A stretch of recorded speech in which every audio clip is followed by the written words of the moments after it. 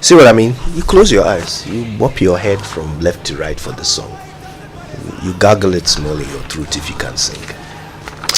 Ibura came to ask for AI help. Was it chosen by AI? No. He wanted AI to choose our inspirational song. That would be an interesting experiment. We should try that. Yeah. Anyway, hello everyone. Good to see you all. Hello, how are you doing? Yeah, not bad. I'm Ray. happy you are back together as a human being. Yeah, we thank God. Yes. Thank God for reassembly. Yes. All right, so that was our inspirational song brought to us by Duraplast Ghana Limited, producers of quality PVC pipes and water tank. Where Duraplast goes, water flows. So, good Easter, everyone.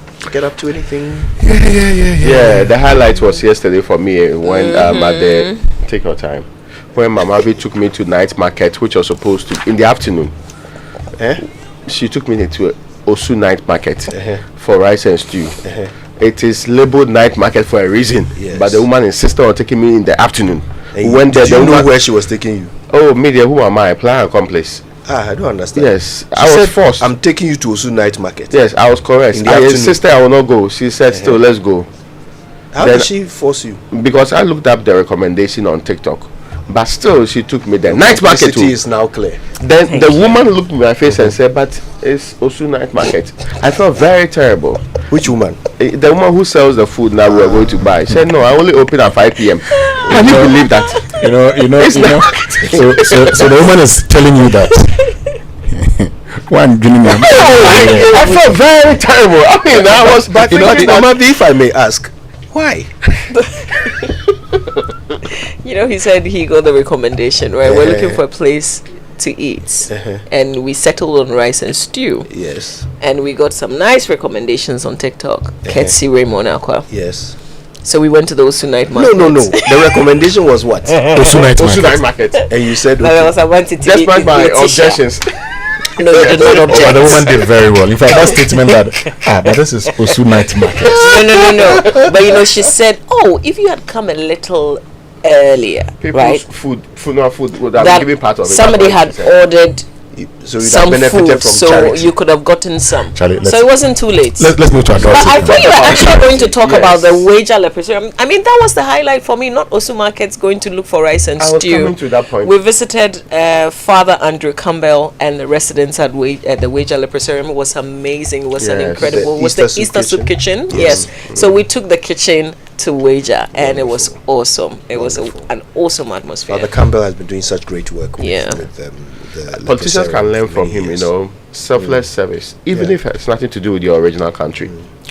Some politicians are learning from him. Dr. Baumia has become a regular collaborator with him. They often go there. And that kind of service is not the same.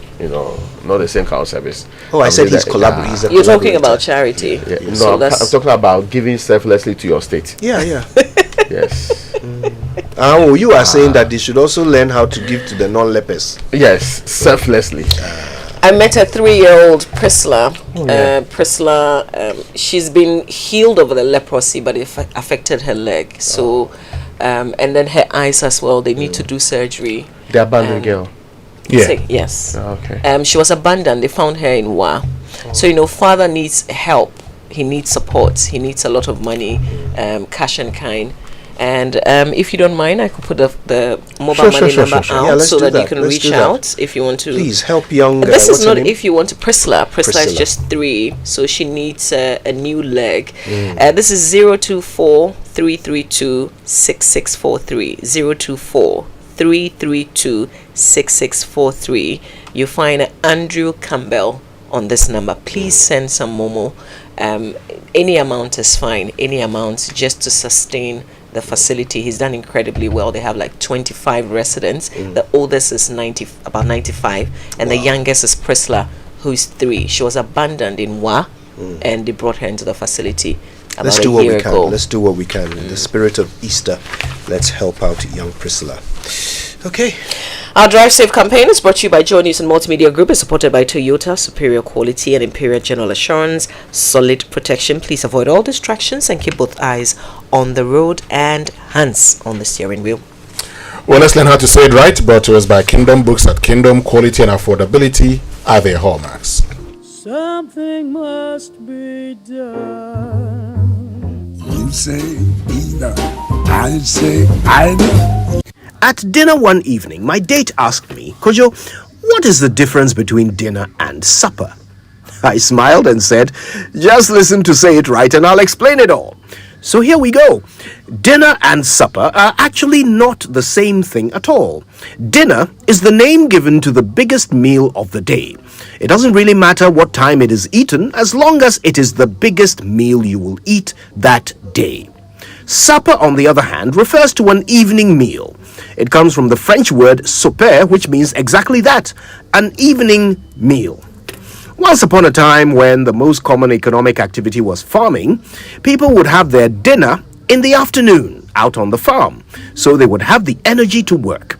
They would then come home and have a light, informal supper before bedtime. Today, thanks to the Industrial Revolution, most people work in factories and offices, and they eat their dinner in the evenings. So it appears to have become a synonym for supper, but it really isn't. Another thing about dinner is that it can either be had at home or at a restaurant or some other venue. It can also be a formal event. Supper, on the other hand, is much less formal and always eaten at home. So there you go. If you get nothing out of a date with me, at least you learn how to say it right.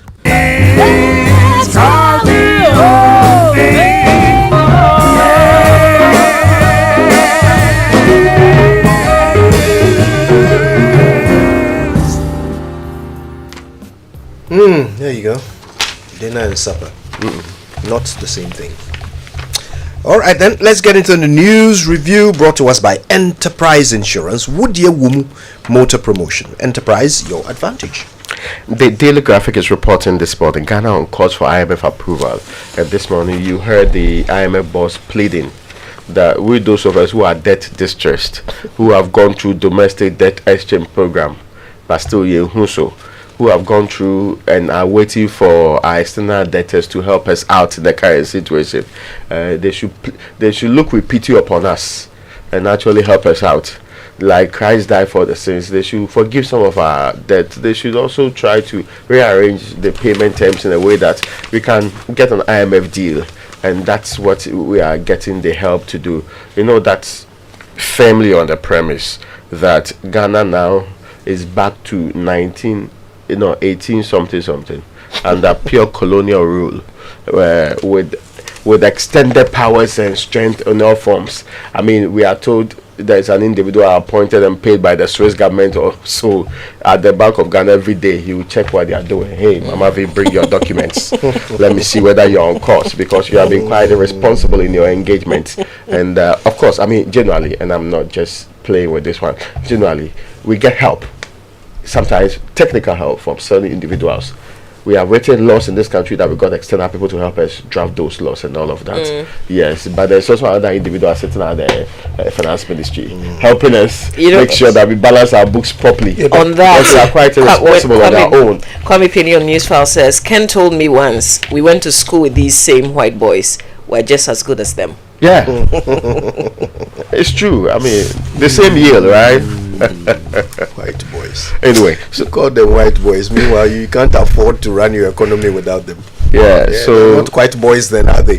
And it's interesting because the mental image you have now is of some guy, whether he's white or not, but working for the IMF, sitting in an office at the finance ministry, and no decision, no payment, no debt, nothing can be done without him casting his eye over it and determining whether indeed this is a priority or not.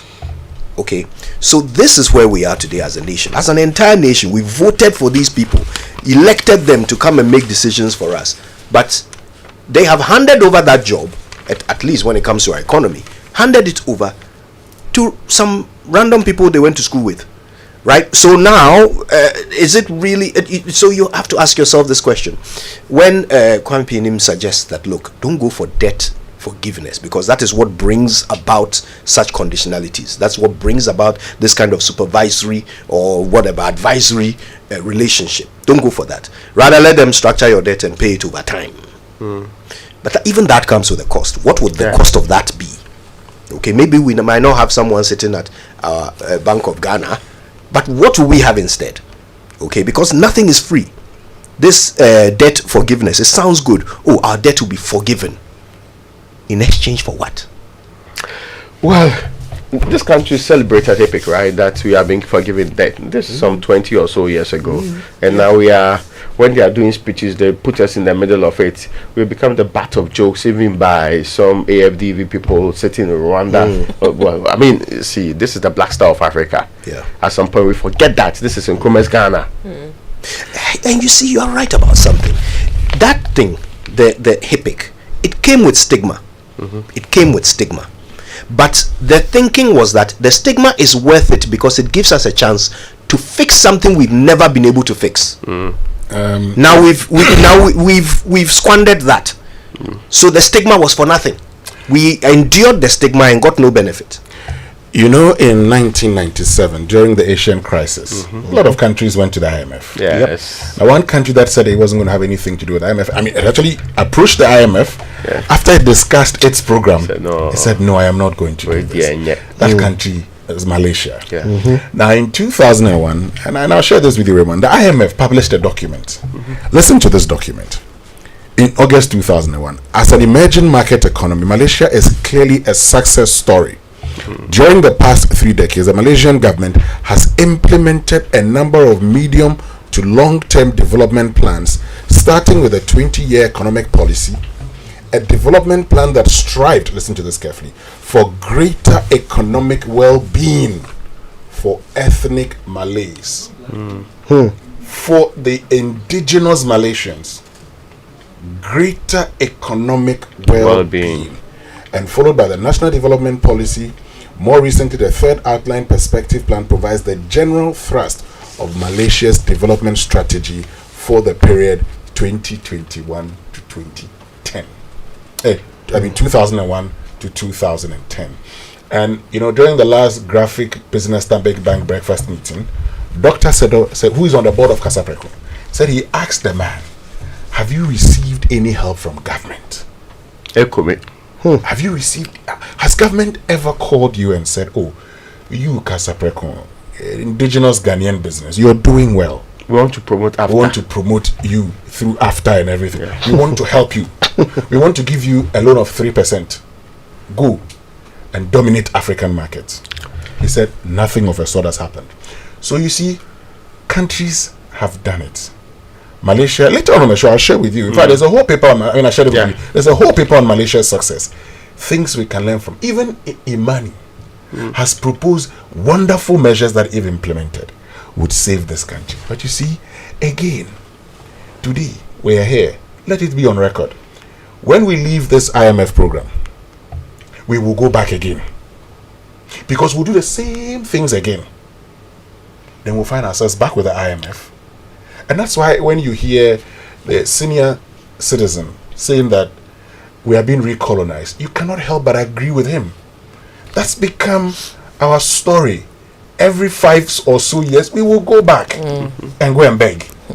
Anyway, let's get into the papers. Now, my final story there is take stress management seriously. This is a clinical psychologist talking to employers. Stress management. Yes, Very important. Very important. And so those are the stories on the front page. But there's another one about church leaders inspiring the nation or resurrection, hope to overcome life's challenges. And Reverend Sam Kwanchi, Reverend Dr. Mensa Utabel, and Bishop Charles Ajinasari are the ones featured in the story. Archbishop. Sorry, forgive me. Well, in the spirit of that story, there's also a bit about former President John Mahama, and this is in the New Crusading Guide, who's admonished Christian politicians to adopt Christ-like features into their political life. Former President said the trappings of political office can make one feel immortal, hence the need for Christian politicians to embed the features of Jesus Christ into their political life to help them navigate their stay in office. It was, we were still in the Easter season when Brian Champong made the comments he made on the front page of the paper. Brian Champong said, nothing wrong, NPP defends Abetifi MP.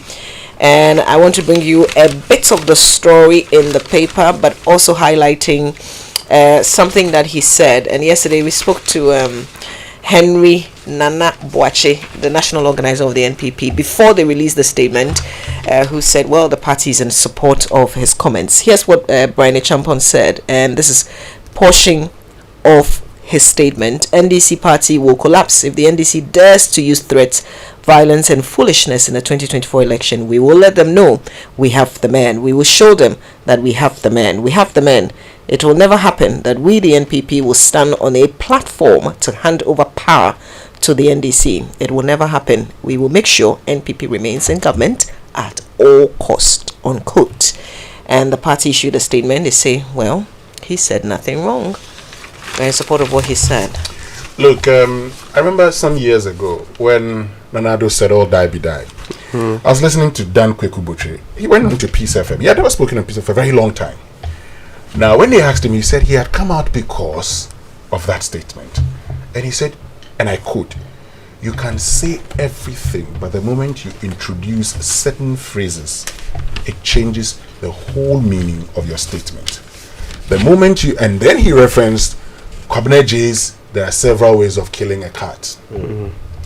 All die be die would not have been taken seriously if there was nothing like death in there.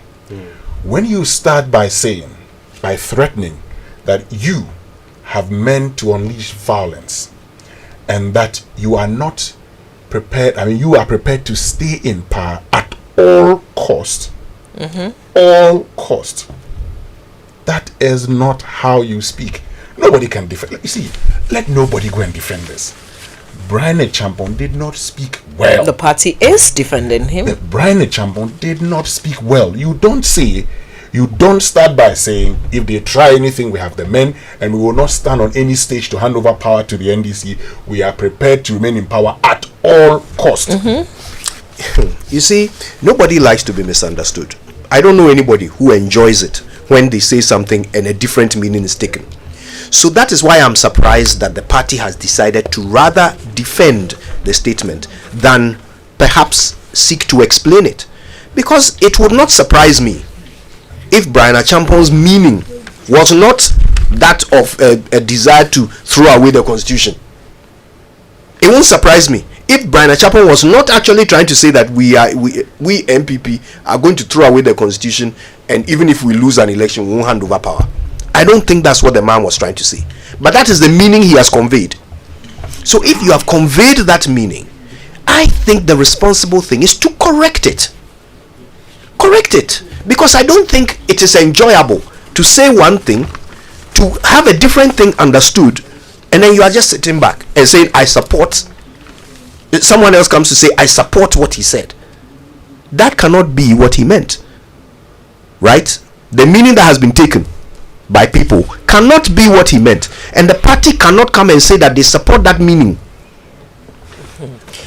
Well, yesterday Dr. Ishmael Norman said the police should invite Brian Champon, sit down with him. Now that the party has issued a statement, I don't know if that will be. Anyway, let's move on to the business of financial times. If you want to explain this, having made reference to an IMF program and how the economy will rebound, yes, you can apologize for those aspects. And like Ayuku did in court, you went into it was a political party meeting, you were charged, and then you spoke, I am sorry, this is not me, we will move on. But when you begin to defend it, anyway, let's get to the business and financial times. It says piracy in Gulf of Guinea, Ghana tops attacks.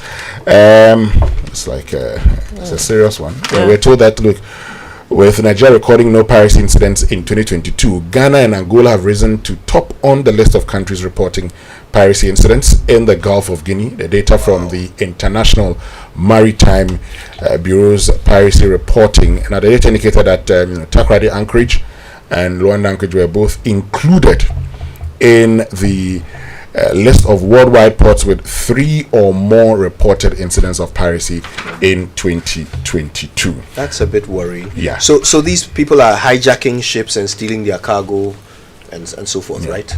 Wow. Also on the front page, and there's just a bit of good news for SMEs. IFC Bank of Africa Group announced $77 million agreement to support SMEs across Africa. So we're sure that this agreement. Africa. Not limited to Ghana. No, not limited to Ghana. But you see, then how many is it? So listen. I mean, the countries are Ghana, Benin, Burkina Faso, Côte d'Ivoire, Mali, Niger, Senegal, Tanzania, Togo, Madagascar. How much? $77 million.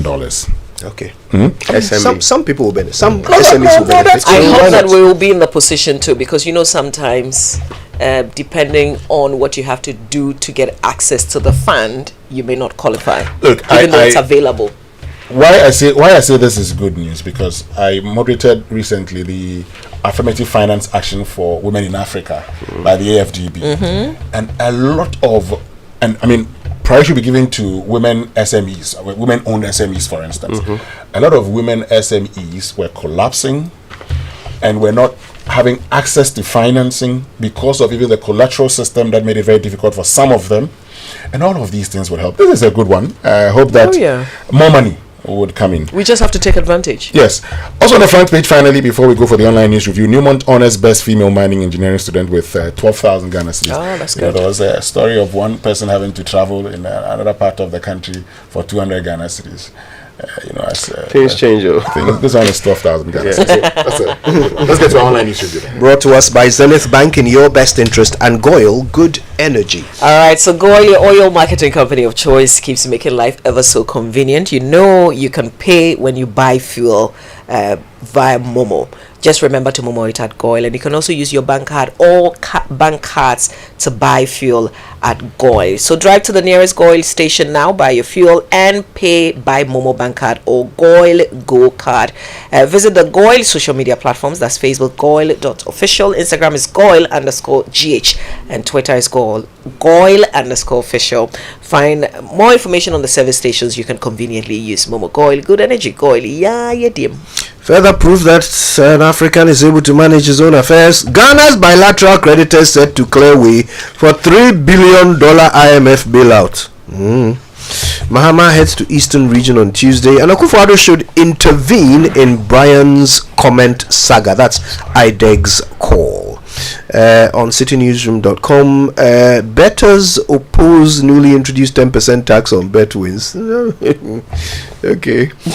A punch in the face for Xi caricature. Taiwan Air Force badge goes viral. Okay. And these are stories you can find out more about. That one was from CNN. Time now for